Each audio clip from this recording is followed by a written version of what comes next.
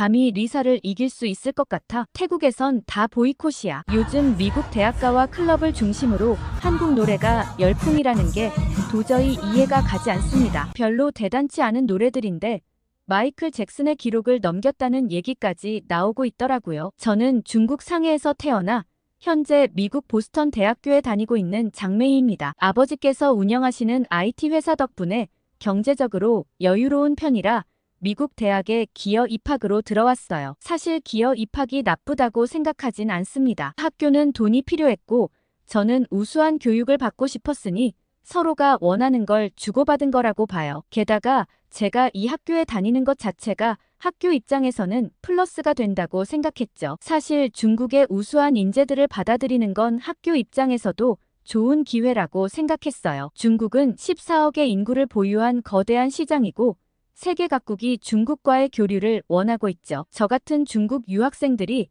미래에 양국의 가교 역할을 할 수 있을 거라고 봤습니다. 게다가 중국인들은 자신감과 자부심이 넘치는 민족이에요. 그래서인지 무슨 일을 하든 대범하게 처리하는 편이죠. 처음 미국에 왔을 때도 전혀 두렵지 않았어요. 오히려 미국인들의 영어 발음이 이상하다고 느낄 정도였습니다. 중국어가 세계에서 가장 오래되고 아름다운 언어라고 자부하니까요. 그런데 미국에서 생활하면서 중국인들에 대한 오해가 너무 많다는 걸 알게 됐어요. 특히 위생관념에 대한 편견이 심했습니다. 중국인들이 지저분하고 씻지 않는다는 인식이 있더라고요. 하지만 전혀 사실이 아니었죠. 저만 해도 하루에 2번은 꼭 샤워를 하고 방 청소도 매일 하는 편이에요. 최근 SNS에서 중국인들이 공공장소에서 큰 소리로 떠들거나 볼일을 보는 영상이 자주 올라오는데 그건 정말 일부 몰지각한 사람들의 행동일 뿐입니다. SNS에서 중국인들의 부적절한 행동을 담은 영상만 골라서 올리니까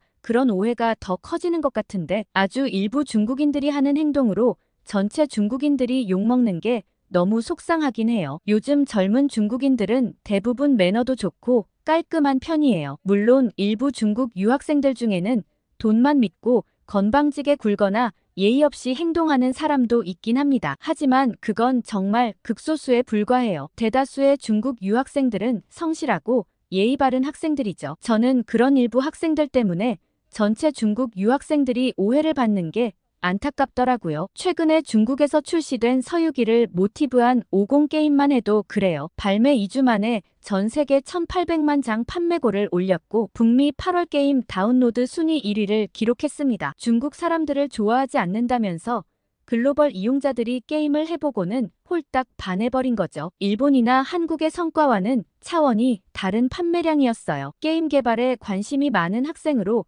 중국이 이런 성과를 올렸다는 사실 자체가 무척이나 자랑스럽더라고요. 아무튼 저는 50을 뛰어넘는 게임을 만들고 싶다는 목표로 게임에만 매달려 살고 있는데 얼마 전 정말 믿기 힘든 일을 겪었어요. 기말고사가 끝난 날이었는데 친구들이 꼭 클럽에 가야 한다며 저를 끌고 갔습니다. 평소에도 시험이 끝나면 친구들과 술자리를 갖거나 클럽에 가긴 했지만 그날은 특히나 가기 싫었어요. 하지만 친구들의 강요에 못 이겨 따라 나섰고 클럽에 도착했을 때는 이미 시험 끝난 대학생들로 북적이고 있었습니다. 모두들 음악에 맞춰 신나게 춤을 추고 있었죠. 저는 구석자리에 앉아 칵테일을 마시고 있었어요. 그런데 갑자기 어떤 노래가 나오자마자 클럽 안의 분위기가 달라졌습니다. 사람들이 환호성을 지르며 열광하기 시작했어요. 옆에 있던 친구들도 춤추러 가야겠다며 자리를 박차고 일어나 스테이지로 향했죠. 저는 고개를 갸우뚱할 수밖에 없었어요. 평소 노래를 자주 듣지는 않지만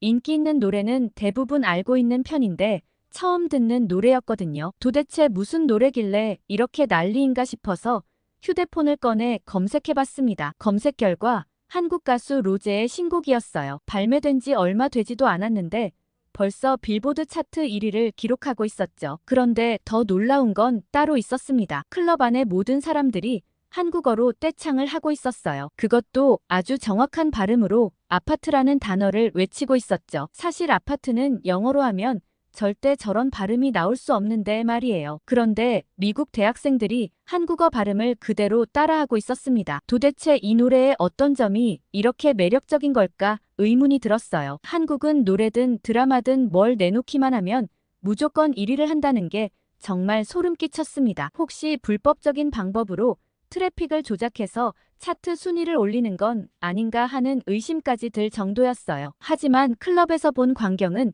분명 진짜였습니다. 수백 명의 미국 대학생들이 자발적으로 한국 노래를 따라 부르며 즐기고 있었으니까요. 이건 어떤 조작으로도 만들어낼 수 없는 진정성이 있었죠. 게다가 이런 현상이 비단 음악뿐만이 아니었어요. 한국 드라마는 넷플릭스에서 독보적인 시청률을 기록하고 있었고, 한국 영화는 아카데미상을 휩쓸었습니다. 물론 게임은 중국이 훨 뛰어나지만 이 분야만큼은 인정할 만하다는 생각이 들기도 했죠. 그런데 신기하게도 로제의 아파트 노래가 끝나자 클럽의 열기도 한풀 꺾였어요. 다들 자리로 돌아왔는데 친구들은 이 노래에 대해 엄청난 찬사를 보냈습니다. 단순하면서도 재미있고 마치 한국 사람들이 노는 문화에 자연스럽게 녹아드는 기분이라 너무 좋다고 얘기했어요. 친구들은 이 노래가 미국에서 이렇게 인기를 끄는 이유에 대해 분석하기 시작했습니다. 로지타는 만약 로제가 이 노래를 미국 스타일에 맞춰 만들었다면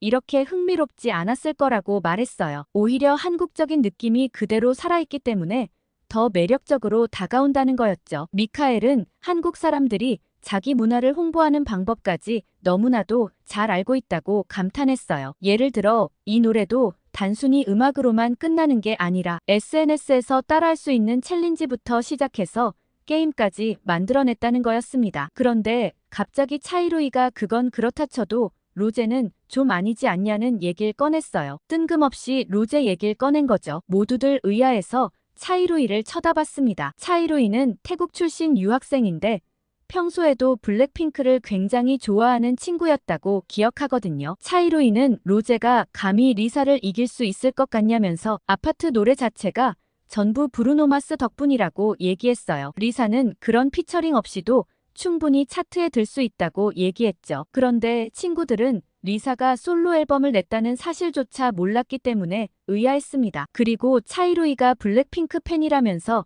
로제는 왜 싫어하는지 의문이었죠. 그러자 미카엘은 로제는 이번 아파트 노래로 스포티파이 1위에 영국 차트 4위로 역대급 기록인데 리사 노래는 스포티파이도 8위고 빌보드 차트도 70위인데 라고 얘기했어요. 그러자 차이루이는 그 순위는 곧 내려갈 거니까 똑똑히 지켜보라고 하고는 물 한 잔을 벌컥 마시더니 가버렸어요. 로지타의 말을 들어보니 차이루이는 블랙핑크 팬이 아니라 리사의 팬이라고 하더라고요. 그러면서 한국은 리사를 가질 자격이 없다며 블랙핑크의 다른 멤버들 SNS에는 악플을 달고 보이콧 운동까지 한다고 했어요. 저는 도대체 그렇게까지 싫어할 이유가 있냐고 물어봤더니 그게 다 태국 내의 반항 감정 때문이라고 하더라고요. 자세히는 모르겠지만 한국에서 태국인들 불법 체류 문제를 심각하게 받아들이니까 적반하장으로 태국에서 반환 운동을 펼치고 있다고 했어요. 차이루이 때문에 분위기가 싸해지자 로지타가 분위기를 풀어야겠다고 얘기했어요. 그러더니 로제의 아파트를 보고 아파트 게임까지 배워왔다며 같이 한번 해보자고 제안했습니다. 처음엔 별 기대 없이 시작했는데 게임이 매우 단순했음에도 불구하고 너무 재미있더라고요. 손으로 아파트 모양을 만들고 층수를 외치면서 박자를 맞추는 게임이었는데 실수하면 벌칙으로 술을 마시는 방식이었죠. 게임을 하면 할수록 분위기는 더욱 고조되었어요. 처음에는 어색했던 동작들도 점점 자연스러워졌고 실수를 하면 다 같이 웃으며 즐기는 모습이 정말 재미있었습니다. 특히 박자감이 없는 친구가 계속 실수를 해서 우리 모두 배꼽을 잡고 웃었어요. 친구들은 이런 게임을 만든 한국 사람들과 한번 술을 마셔보고 싶다고 했어요. 이런 재미있는 게임 말고도 분명 더 많은 게 있을 거라며 기대에 찬 눈빛을 보이더라고요. 친구들은 한국 예능에서 본 게임들도 종류가 엄청 많이 있다면서 한국 사람들은 놀 줄 아는 사람들인 것 같다고 얘기했어요. 그때 갑자기 앤드류가 예전에 한국에 교환학생으로 다녀온 적이 있다고 말했습니다. 그러자 모든 시선이 앤드류에게 쏠렸어요. 다들 앤드류의 이야기를 궁금해했죠. 앤드류는 한국에는 주도라는 독특한 술자리 문화가 있다면서 여럿이 모여 술을 마실 때 한 사람이 술자리를 이끌어가는 문화라고 설명했어요. 게다가 한국 술은 도수도 굉장히 높은 데다가 술게임도 정말 다양하다고 했어요. 소주와 맥주는 물론이고 폭탄주라는 것도 있다면서 처음 마셨을 때는 정신을 차릴 수 없을 정도로 독했다고 했습니다. 하지만 한국 사람들은 그런 독한 술도 게임을 하면서 즐겁게 마신다고 했어요. 한 번은 한국 친구들과 술자리를 가졌는데 게임을 하다 보니 어느새 새벽이 되어 있었다고 하더라고요. 369 게임이나 손병호 게임 그리고 초성 게임 등 셀 수 없이 많은 게임들을 배웠다고 했어요. 특히 한국 사람들은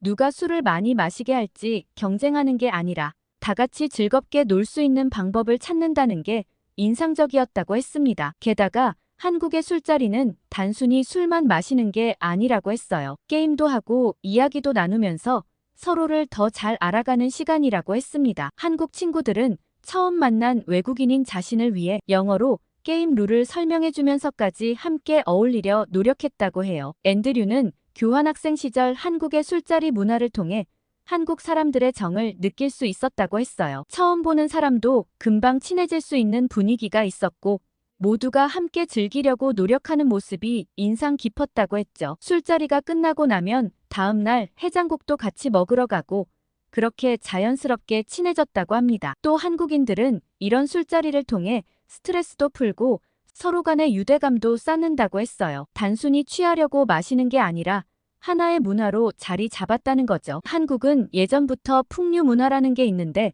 한국 사람들은 삶의 여유를 즐길 줄 아는 민족이라고 하더라고요. 앤드류의 말을 듣고 모두들 더 한국에 가고 싶다는 열망이 커진 것 같았어요. 저도 궁금해지더라고요. 친구들과 이야기를 나누다가 화장실에 가고 싶어져서 자리에서 일어났어요. 클럽의 화장실은 꽤 깨끗한 편이라 마음에 들었는데 볼일을 다 보고 나가려는데 밖에서 사람들이 이야기하는 소리가 들렸습니다. 제 친구들의 목소리가 아니었죠. 처음엔 대수롭지 않게 여기고 문을 열려고 했는데 그들의 대화 내용을 듣자마자 순간 화가 치밀었어요. 당장 밖으로 나가 따지고 싶은 마음이 들었지만 결국 화장실 칸막이 안에서 그들의 이야기를 묵묵히 들을 수밖에 없었습니다. 두 사람은 중국인 유학생들에 대해 험담을 하고 있었어요. 특히 올해 초에 있었던 한 사건을 이야기하고 있었는데 그 일은 저조차도 인상을 찌푸리게 했던 일이었죠. 신입생이었던 한 중국인 유학생이 강의실에서 수업을 듣고 난 뒤에 화장실을 찾지 못해 강의실 구석에서 볼일을 보고 도망쳤던 사건이었어요. 그날은 평소와 다름없는 월요일이었습니다. 아침 10시 수업이 끝나고 다들 강의실을 나섰는데 그 학생은 화장실이 어디 있는지 몰라 계속 헤매고 있었다고 해요. 영어도 서툴러서 다른 학생들에게 물어보지도 못했다고 하더라고요. 결국 더 이상 참지 못하고 비어있는 강의실 구석에서 볼일을 보고 도망쳤던 거죠. 그날 그 강의실에서 다음 수업이 있으셨던 브라운 교수님은 원래 깔끔하기로 유명한 분이었어요. 수업 시작 전에 항상 강의실 창문을 열어 환기를 시키고 책상이 반듯하지 않으면 직접 정리하실 정도로 청결에 엄격하신 분이었죠. 교수님은 강의실에 들어서자마자 코를 찌르는 악취와 끔찍한 광경을 목격하셨고 대단히 화가 나셨어요. 즉시 수업을 취소하시고 학교 관리부에 연락해서 CCTV 확인을 요청하셨죠. 결국 모든 영상을 꼼꼼히 조사한 끝에 그 학생을 찾아내실 수 있었습니다. 교수님은 그 학생을 따로 불러 직접 청소하라고 지시하셨어요. 하지만 그 학생의 반응은 더욱 충격적이었습니다. 청소 아주머니가 계시는데 자신이 왜 청소를 해야 하냐며 교수님께 반항적인 태도를 보였던 거예요. 게다가 자신의 잘못을 인정하기는커녕 오히려 화장실 위치를 제대로 알려주지 않은 학교 측에 책임이 있다고 주장했다고 합니다. 결국 교수님께서는 너무 화가 나셔서 한 학기 정학 처분을 내리셨어요. 학생 처벌 규정상 최고 수위의 징계였죠. 보통은 경고나 근신 정도로 끝나는데 이례적으로 중징계를 내리신 거였어요. 화장실 밖에 두 사람은 특히 그 학생이 기어 입학으로 들어온 학생이었다는 점을 강조했습니다. 중국 돈으로 학교에 들어와서 이런 짓거리나 한다며 중국인 유학생들을 다 같은 부류로 몰아세우고 있었어요. 마치 모든 중국 유학생들이 돈으로 입학하고 예의도 없는 것처럼 말하고 있었죠. 두 사람의 대화는 거기서 그치지 않고 계속해서 이어졌어요. 중국인들은 돈만 있으면 다 된다고 생각한다느니 기본적인 예의도 모른다느니 미국 문화는 전혀 이해하려 하지 않는다느니 하는 말들이 끊임없이 이어졌습니다. 저는 얼마나 많은 중국 유학생들이 열심히 공부하고 있는지 잘 알고 있어요. 수업 시간에 늘 앞자리에 앉아서 필기하고 과제도 성실하게 제출하고 조별 과제에서도 자신의 몫을 다하는 학생들이 많습니다. 저 역시 그런 학생 중 한 명이었죠. 하지만 그들의 눈에는 그런 모습은 보이지 않는 것 같았어요. 한 사람의 잘못된 행동이 모든 중국 유학생들에 대한 편견이 되어버린 현실이 너무나도 가슴 아팠습니다. 나는 그렇지 않다고, 우리 모두가 그렇지 않다고 당장 나가서 말하고 싶었고 너무 속상했지만 그 애들이 나갈 때까지 가만히 있을 수밖에 없었어요. 한참을 화장실 칸 안에 있다가 겨우 밖으로 나올 수 있었습니다. 일부 중국 학생들 때문에 모든 중국인이 욕을 먹어야 하는 현실이 너무 화가 났죠. 그렇게 친구들이 있는 자리로 돌아가려는데 눈길을 끄는 장면이 보였어요. 중국인 남학생 몇 명이 한 여학생을 둘러싸고 있었습니다. 여학생은 계속해서 싫다며 거절의 의사를 분명히 밝히고 있었어요. 하지만 중국 남학생들은 아랑곳하지 않고 계속 말을 걸고 있었고 심지어 슬그머니 여학생의 어깨나 팔에 손을 대기까지 했습니다. 가뜩이나 화가 나 있던 참에 이런 모습을 보니 더는 참을 수가 없었어요. 저런 몰지각한 학생들 때문에 성실하게 공부하는 제가 욕을 먹어야 한다는 사실이 너무 분했습니다. 한마디 해야겠다는 생각이 들었어요. 저는 곧장 그들 앞으로 다가갔습니다. 중국망신을 시키지 말고 당장 꺼지라고 화를 냈어요. 그러자 남학생들은 오히려 저를 노려보며 무슨 참견이냐고 했습니다. 같은 중국인끼리 좋게 봐달라면서 갈 길 가라고 하더라고요. 하지만 저는 물러서지 않았어요. 너 같은 사람들 때문에 선량한 중국 학생들까지 피해를 본다고 따졌습니다. 어디서 나라 망신을 시키고 있냐며 여학생이 싫다고 하는 걸 못 봤냐고 화를 냈어요. 그러자 갑자기 한 남학생이 제게 손을 들었습니다. 그 순간 저는 반사적으로 눈을 질끈 감았어요. 하지만 예상했던 충격은 오지 않았죠. 대신 누군가가 그의 손을 탁 하고 잡는 소리가 들렸어요. 놀라서 눈을 떠보니 한 동양인 여학생이 남학생의 손목을 꽉 잡고 있었습니다. 여학생은 차가운 목소리로 할 짓이 없어서 어디 여자를 때리려 하냐며 당장 꺼지라고 말했어요. 손목을 잡힌 남학생은 부들부들 떨면서 손을 빼려고 했습니다. 하지만 여학생의 손아귀 힘이 너무 강했는지 도저히 빼지 못하는 것 같았어요. 얼굴이 새빨개져서는 어쩔 줄 몰라 하는 모습이 우스워 보일 정도였습니다. 남학생은 계속해서 손목을 빼려고 애를 썼지만 전혀 소용이 없었어요. 오히려 더 세게 잡히는 것 같았죠. 여학생의 힘이 얼마나 셌는지 남학생의 얼굴이 점점 창백해져 갔습니다. 주변에 있던 다른 남학생들도 어쩔 줄 몰라 하는 표정이었어요. 자기들끼리 눈치를 보다가 슬그머니 뒤로 물러서기 시작했습니다. 아까까지만 해도 당당하던 모습은 온데간데 없이 사라졌죠. 여학생의 기세에 눌린 남학생들은 점점 기가 죽어갔어요. 결국 도망가고 싶어도 못 가고 대들고 싶어도 못 대들고 그저 어찌할 바를 모르는 표정으로 서 있을 뿐이었습니다. 그러다 여학생이 놓아주니 그제서야 손목을 어루만지며 분하다는 듯이 가버렸어요. 저는 너무 대단하다며 그 여학생에게 다가갔고 그 여학생은 한국인 유학생 아란이었어요. 아란이는 제게 중국인들끼리는 서로 뭉치고 이해해주는 줄로만 알았는데 무슨 일이 있었는지 물어봤습니다. 평소에는 중국 유학생들이 서로를 많이 감싸주는 것 같았다면서 오늘처럼 같은 중국인을 혼내는 걸 처음 봤다고 했어요. 저는 그동안 쌓였던 속상한 마음을 털어놓았습니다. 일부 몰상식한 중국인들 때문에 모든 중국 유학생들이 오해를 받는 현실이 너무 힘들다고 말했어요. 아무리 열심히 공부하고 모범적으로 생활해도 소수의 문제적인 행동 때문에 다들 중국인을 색안경 끼고 본다고 설명했죠. 특히 오늘 화장실에서 들었던 이야기도 털어놓았어요. 한 학생의 잘못된 행동 때문에 모든 중국 유학생들이 매도당하는 현실이 너무 속상했다고 말했습니다. 저처럼 성실하게 공부하고 학교의 규칙을 잘 지키는 학생들도 많은데 그런 노력은 아무도 알아주지 않는다고 했어요. 아란이는 제 말을 진지하게 들어주었어요. 사실 자신도 중국인은 다 그런 줄로만 알았는데 제 이야기를 듣고 보니 그게 아닐 수도 있겠다는 생각이 든다고 했습니다. 선입견을 가지고 있었던 자신을 돌아보게 됐다고 하더라고요. 그러면서 아란이도 자신의 고민을 이야기해 주었어요. 한국인이라서 힘든 점이 있다고 했습니다. 한국인에 대한 이미지가 워낙 좋다 보니 혹시라도 그 이미지에 누가 될까봐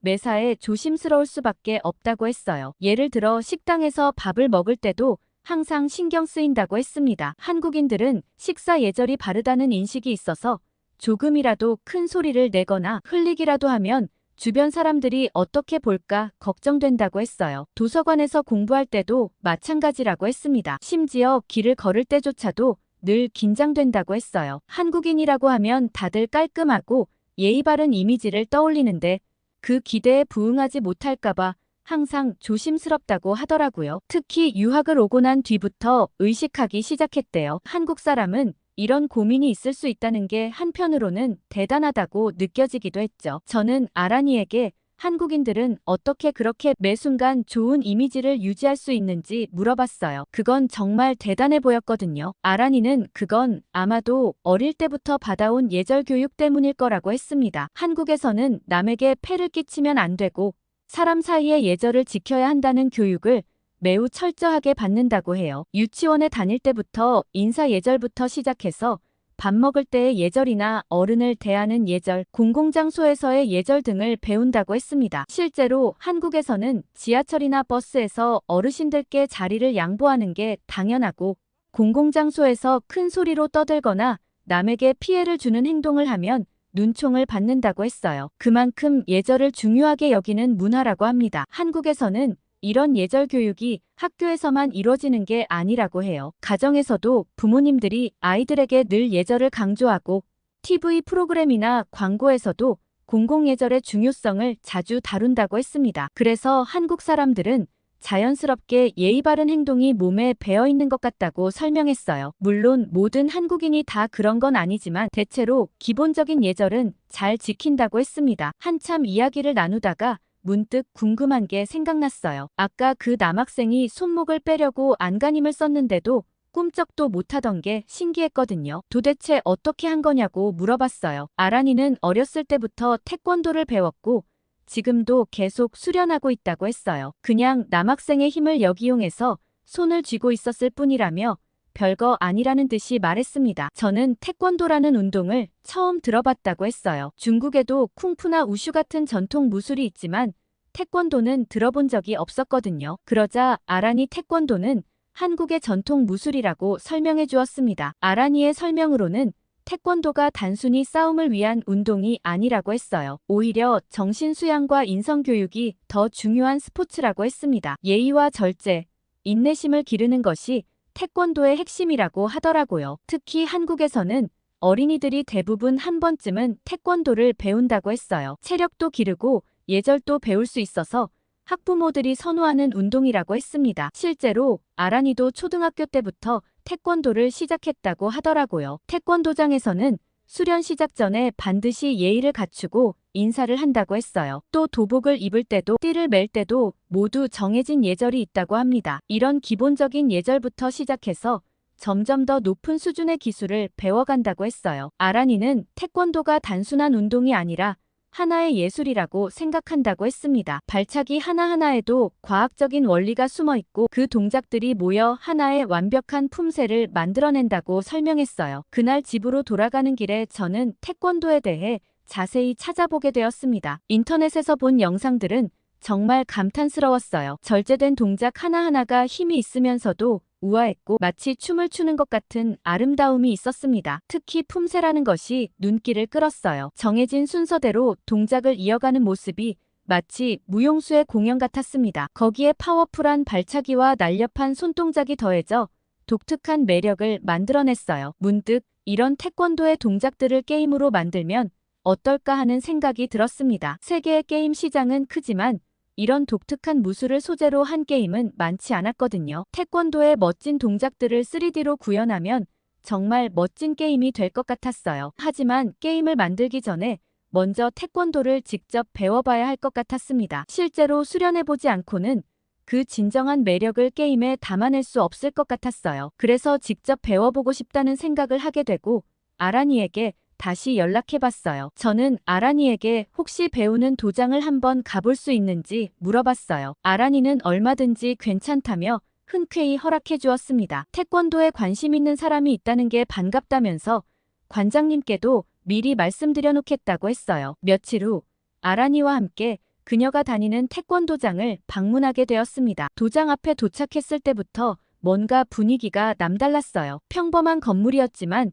입구부터 엄숙한 느낌이 들었죠. 도장 안으로 들어서자마자 저는 깜짝 놀랄 수밖에 없었어요. 태권도가 한국 무술이니까 당연히 한국인들이 대부분일 거라고 생각했는데 오히려 외국인들이 더 많았거든요. 미국인, 유럽인, 아프리카인 등 정말 다양한 국적의 사람들이 도복을 입고 수련하고 있었습니다. 처음에는 제가 잘못 본 줄 알았어요. 혹시 다른 무술을 가르치는 곳인가 싶어서 아란이를 쳐다봤더니 아란이는 웃으면서 이게 바로 태권도의 매력이라고 말해주었습니다. 태권도는 이미 전 세계적으로 인정받는 스포츠가 되었다고 했어요. 수련생들은 연령대도 다양했습니다. 어린아이부터 노인까지 남녀노소 할 것 없이 모두가 진지한 표정으로 수련에 임하고 있었어요. 특히 인상 깊었던 건 수련생들이 서로를 대할 때의 예의 바른 태도였습니다. 더 놀라운 건 관장님도 외국인이었다는 거예요. 심지어 에이든 관장님께서 들려주신 이야기는 더욱 믿기 어려울 정도였습니다. 관장님은 이 지역 출신으로 어린 시절부터 힘든 환경에서 자랐다고 했어요. 그런데 10대 시절 비행 청소년 그룹에 가담했고 결국 18세의 강도 혐의로 체포되어 교도소에 수감되었다고 하시더라고요. 이렇게 온순하고 따뜻한 관장님이 과거에 교도소에 수감될 정도였다니 놀라웠죠. 그런데 교도소에서의 생활이 오히려 인생의 전환점이라는 얘기를 하셨습니다. 그 교도소에서 김사범님을 만났다고 하더라고요. 그때 교도소에서는 청소년 수감자들을 대상으로 재활 프로그램이 운영되고 있었는데 김사범님은 태권도 세계화 프로그램의 일환으로 파견되어 그 재활 프로그램을 운영하셨대요. 당연히 에이든 씨는 태권도 수업 따위에 관심이 없었지만 태권도 수업을 듣지 않으면 강도 높은 직업교육을 받아야 했기 때문에 차선책으로 태권도 수업을 듣기 시작했다고 했어요. 그런데 점차 태권도의 철학과 정신에 매료되기 시작하셨다고 해요. 무엇보다 김사범님의 영향력이 컸던 탓이죠. 김사범님께 배웠던 건 태권도 그 자체가 아니라 삶의 방식이라고 하셨어요. 김사범님은 제게 인내와 존중 그리고 자기 극복의 중요성을 가르쳐 주셨어요. 라며 에이든 씨는 지금도 김사범님께 깊은 감사를 느끼는 듯 얘기하셨어요. 아무튼 김사범님의 가르침 덕분에 2년 후 출소한 에이든 씨는 완전히 새로운 삶을 살기로 결심했다고 했어요. 낮에는 건설 현장에서 일하고 밤에는 태권도를 연습하며 정말 열심히 사셨다고 하더라고요. 누군가의 물건을 훔치는 건 빠르고 쉽게 돈도 벌고 먹을 걸 구할 수 있었지만 김사범님을 만나고 나서 그렇게 쉽게 얻어진 것들은 결국 화를 부른다는 걸 배웠어요. 못 먹고 배 골터라도 제 스스로의 힘으로 헤쳐나가야 하는 인내심을 배운 거죠. 그러던 어느 날 김사범님께서 한국으로 돌아간다는 소식을 듣고 에이든 씨는 마지막으로 스승님께 인사를 하러 갔습니다. 그런데 사범님께선 놀라운 제안을 한 가지 하셔요. 한국에 와서 태권도를 진지하게 배우지 않겠냐고 제안하신 거죠. 에이든 씨는 깊은 고민에 빠졌다가 김사범님과 함께라면 그럴 가치가 있다고 판단했고